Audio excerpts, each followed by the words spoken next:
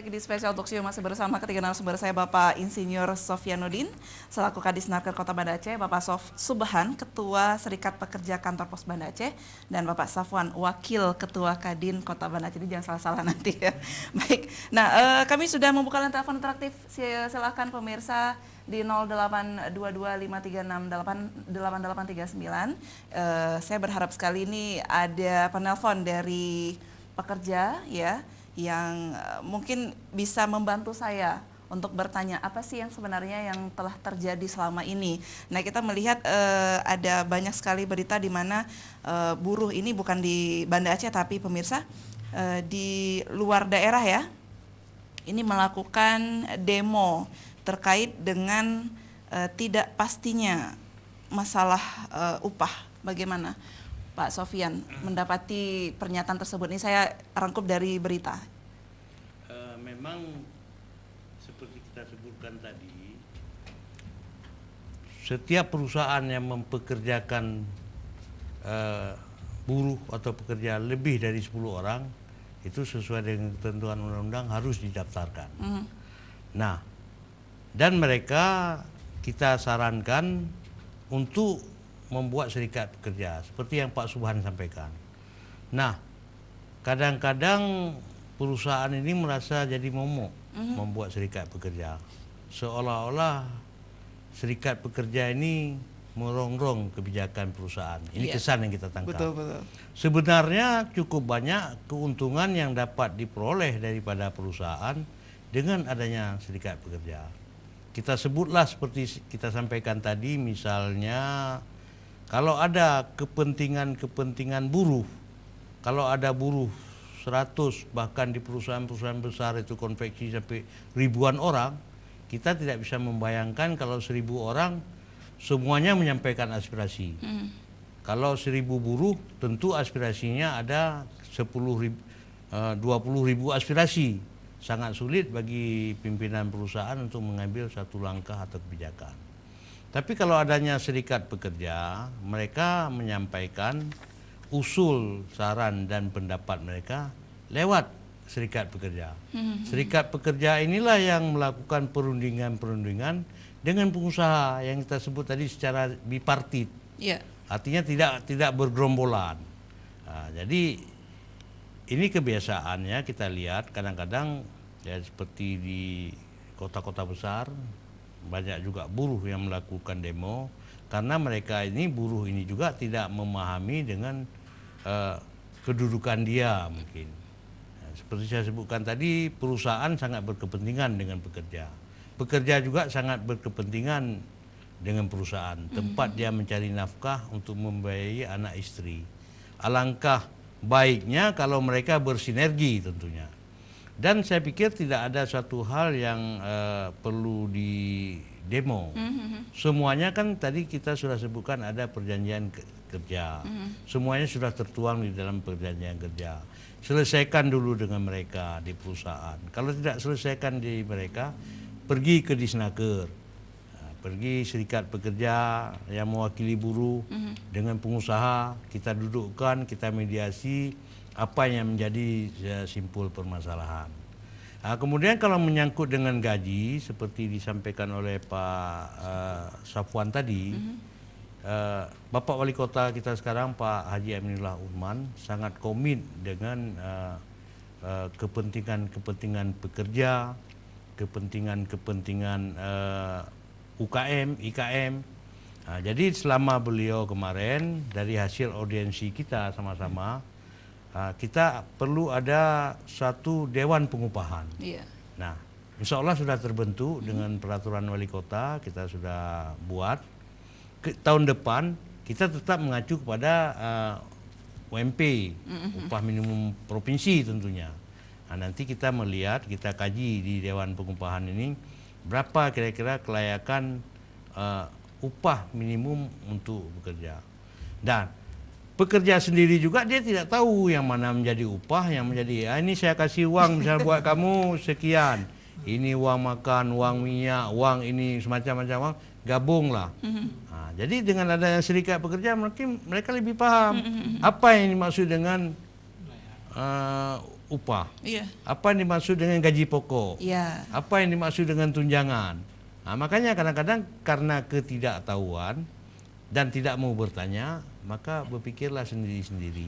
Tapi insya Allah di Banda Aceh sangat kondusif, artinya tidak ada satu hal yang, dan setiap tahun hanya sekitar 20-22 kasus kita yang ada yang terkait dengan pekerja, dan insya Allah bisa kita selesaikan. Pengusaha juga cukup paham, pekerja juga cukup paham. Jadi dari 22 kasus tersebut yang paling banyak ini permasalahannya seputar apa nih Pak? Terutama masalah PHK. PHK, kadang-kadang ada perusahaan, ada beberapa waktu yang lalu perusahaannya operasional saja di sini, kantornya di Medan atau Jakarta. Bahkan ada yang di Bandung kita panggil, karena ini kan amanat undang-undang. Kalau mereka melaksanakan sesuatu yang bertentangan dengan undang-undang, tentu ada sanksi hukum. Jadi insya Allah mereka paham. Kita mediasi, kita selesaikan secara tripartit. Insya Allah kita tidak pernah lanjutkan ke Mahkamah pengadilan hubungan industrial. Semuanya selesai di kita, Bu. Ya, jadi umumnya masalah PHK lah tadi seperti saya sebutkan. Tapi di perusahaan-perusahaan BUMN yang besar, setiap hari saya menerima surat ada pemutusan hubungan kerja.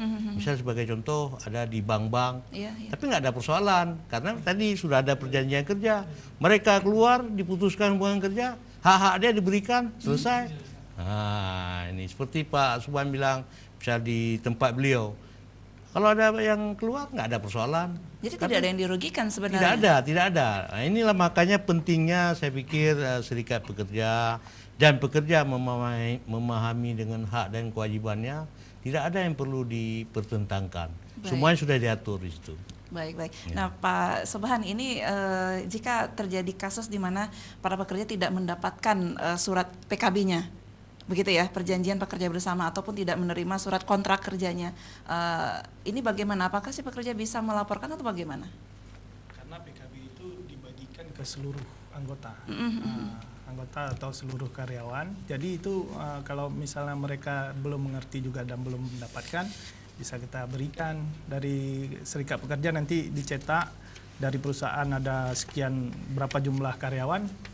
Yang meng-apply-nya apakah ke direktur perusahaan atau para pekerjanya sendiri? Bersama-sama. Bersama-sama, artinya pekerja dan juga perusahaan juga ikut untuk meminta surat perjanjian pekerja bersama tersebut. Bersama. Oke, baik. Nah pemirsa, ini seru sekali perbincangan kita dalam peran pemerintah dalam melindungi pekerja dalam sarana hubungan industrial di Kota Banda Aceh. Silakan langsung menelpon saya ke Pak Safwan. Pak Safwan, ini di Kadin ini kebanyakannya adalah pengusaha semuanya. Alhamdulillah ya Pak ya. Nah kita melihat ini berbicara tentang swasta boleh ya Pak ya. Nah kita melihat bahwasanya pada faktanya di Kota Banda Aceh sudah banyak sekali masuk Indonesia khususnya Banda Aceh, kita untuk membahas pekerja asing yang masuk ke Kota Banda Aceh, dan ini akhirnya pekerja lokal ini mulai tersingkirkan. Menurut Anda seperti apa? Ya, kalau dalam perspektif Kadin Kota, memang kalau perusahaan itu dia harus daftar dulu ke Kadin. Nah, ini kan nggak ada lagi sekarang, karena setiap pekerja, setiap perusahaan sekarang langsung kalau sudah dapat situs Yup dari Kota Banda sudah selesai, jadi dia tidak lagi, sehingga kami susah juga memonitoring berapa perusahaan yang mempekerjakan asing, berapa tenaga kerjanya. Tapi kalau misalnya dia juga kita bisa bersinergis dengan pemerintah Kota Banda Aceh, tentu itu bisa lebih baik. Nah, kita bisa tahu persis ini. Sekarang keanggotaannya kami hanya sekitar 130. Nah, awal hampir 400 lebih perusahaan yang daftar, karena dulu setiap mau dapat pekerjaan di Kota Banda Aceh itu dia harus punya SRP dari Kadin. Ini khusus untuk perusahaan asing maksudnya? Enggak, terdaftar dulu. Terdaftar. Nggak boleh dia. Kalau nggak ada SRP ini nggak bisa dia. Baik. Mau kerjakan apa nggak bisa. Terdaftar dulu di Kadin, karena Kadin ini kan amanah undang-undang. Amanah undang-undang nomor 1 1987. Dia adalah wadah pengusaha, satu-satunya wadah pengusaha untuk dalam rangka meningkatkan sinergis dengan pemerintah. Ya. Jadi kalau saat ini memang hubungan pemerintah dengan Kadin ini sifatnya hanya sekadar koordinasi. Kalau dulu memang partner, mitra kerja, saling mendukung dalam rangka pertumbuhan ekonomi di dalam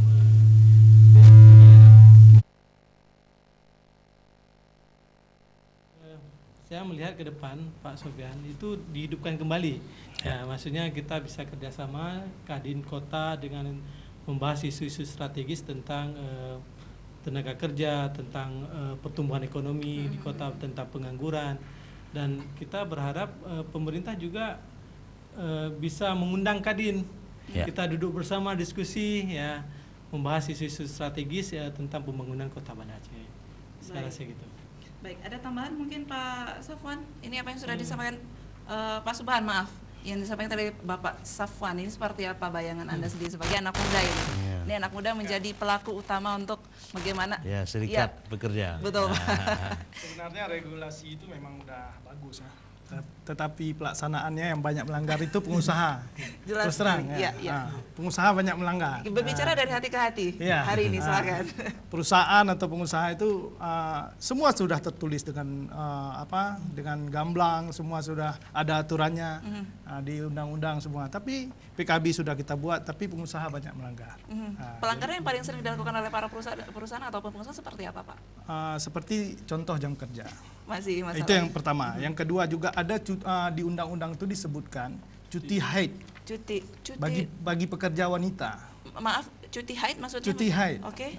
Itu bisa dilihat tuh di Undang-Undang Nomor 13 itu.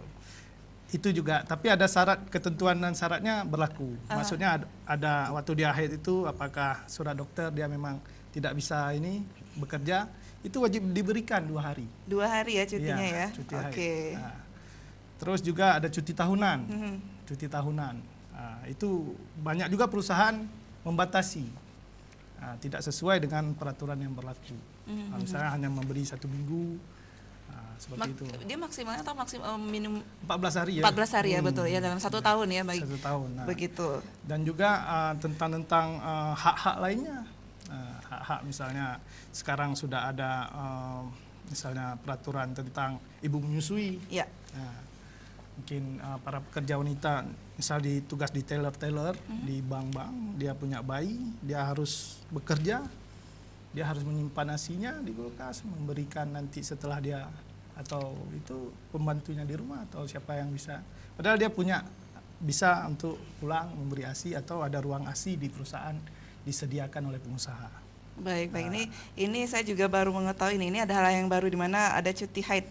Ya, selama 2 hari. Ya. Wah, ini bakal menjadi surga nih untuk para wanita, pekerja wanita yang pastinya. Ya, untuk cuti melahirkan ini misalnya Pak Subhan, saya juga mendengar bahwasanya ada kebijakan pemerintah di mana para ayah juga diberikan cuti yang sama ketika istrinya melahirkan. Adakah mungkin terdengar isu seperti itu?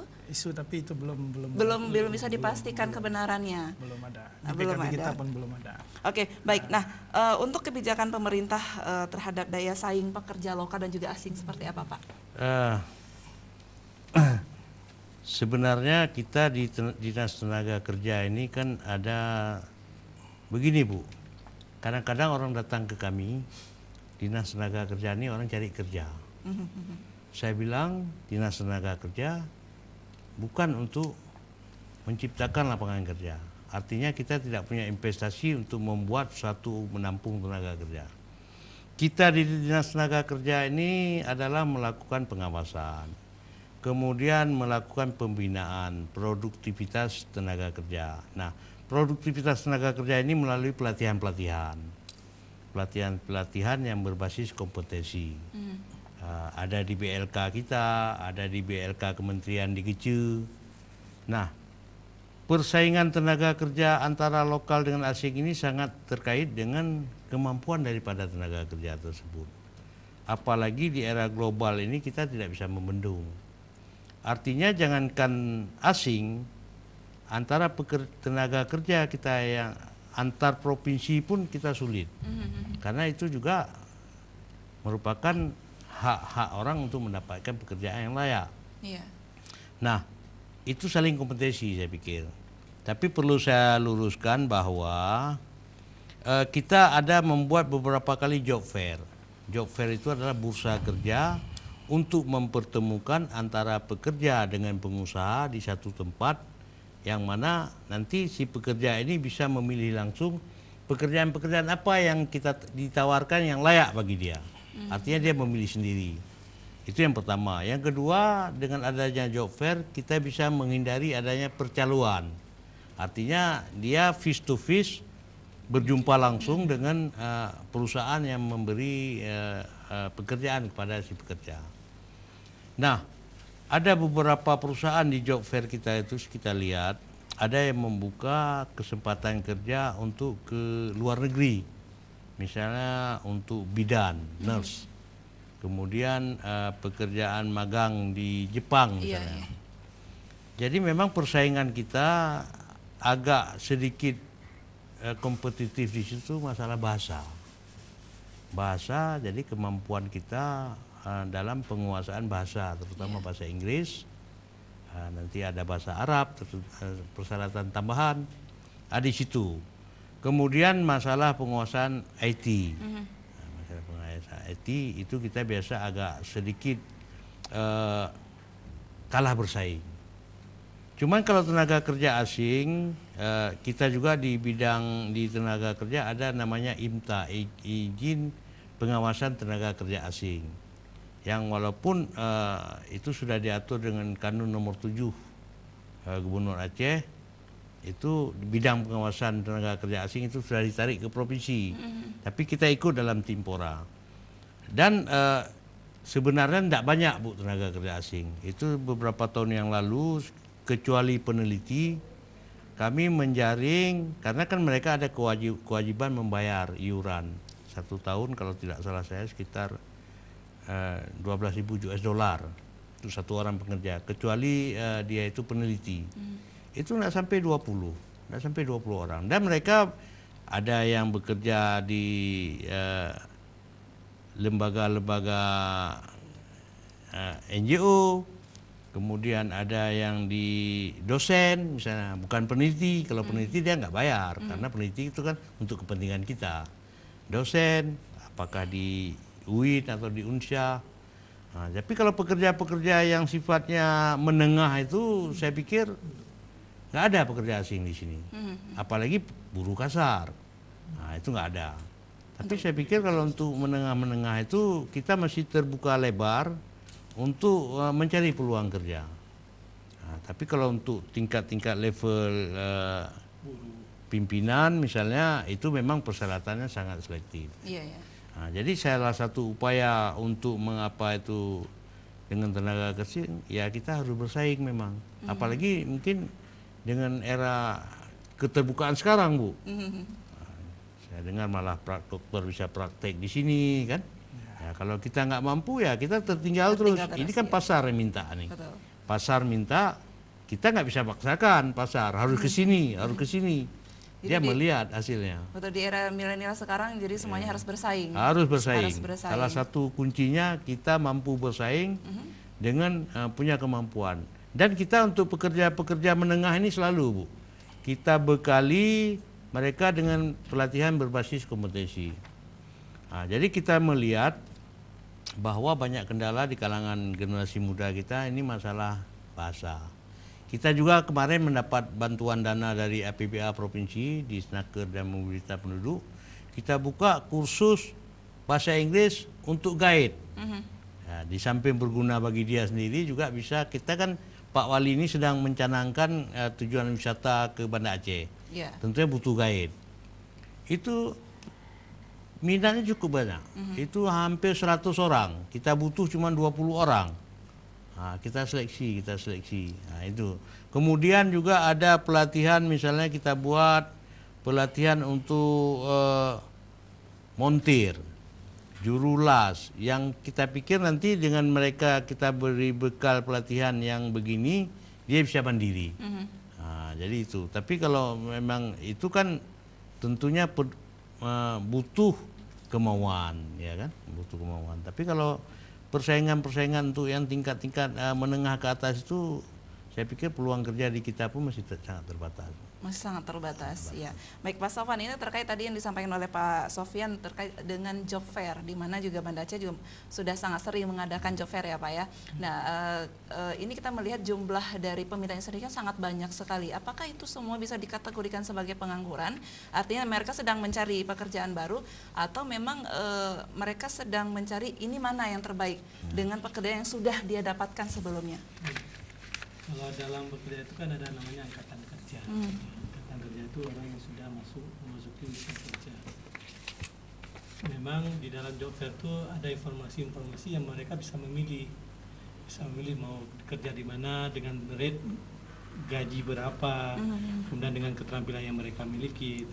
Itu mestinya harus sering dilakukan oleh pemerintah Kota Banda Aceh. Kita mendorong itu ada, sehingga angkatan kerja yang lulusan dari universitas di Aceh, misalnya di Kota Banda Aceh, itu bisa punya informasi tentang peluang-peluang kerja, sambil dia mendalami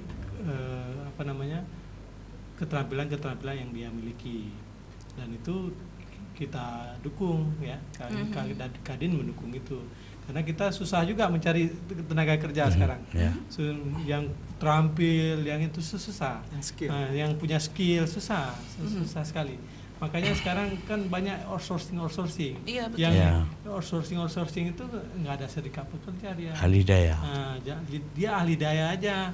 Kemudian rekrutnya lebih mudah. Kalau jadi karyawan kan, kalau kami pengusaha, kalau pakai tenaga outsourcing untung sekali kami. Kami tidak usah bayar pasangonnya atau apa tunjangan jaminan hari tua, jaminan sosialnya. Kadang-kadang upahnya bisa lebih minim. Karena memang untuk memasuki kerja yang tetap itu sulit ya, apalagi misalnya situasi ekonomi para pengusaha misalnya sekarang masuk dari berbagai perusahaan-perusahaan besar masuk. Nah, kalau dulu ke perusahaan-perusahaan itu nempel dengan perusahaan yang lokal. Nah, ini langsung dia sekarang. Ya. Nah, itu sebagai salah satu trik atau bagaimana agar tidak merasa dirugikan dari perusahaan outsourcing misalkan? Maksudnya gimana? Apakah dengan adanya outsourcing tersebut, apakah pengusaha perusahaan juga ini adalah trik khusus agar tidak rugi gitu? Ya. Itu kan kalau bagi perusahaan untung sekali, untung tapi sekali, bagi pekerja rugi ya. Karena dia tidak ada jenjang karir di situ. Nah, di outsourcing itu kan bagi pekerja nggak ada jenjang karir dia, nggak ada naik level, nggak ada dia. Betul. Yang sangat disayangkan, saya tambah sedikit. Silakan. Yang sangat disayangkan itu para buruh dan para pekerja ini tidak ada jaminan sosialnya.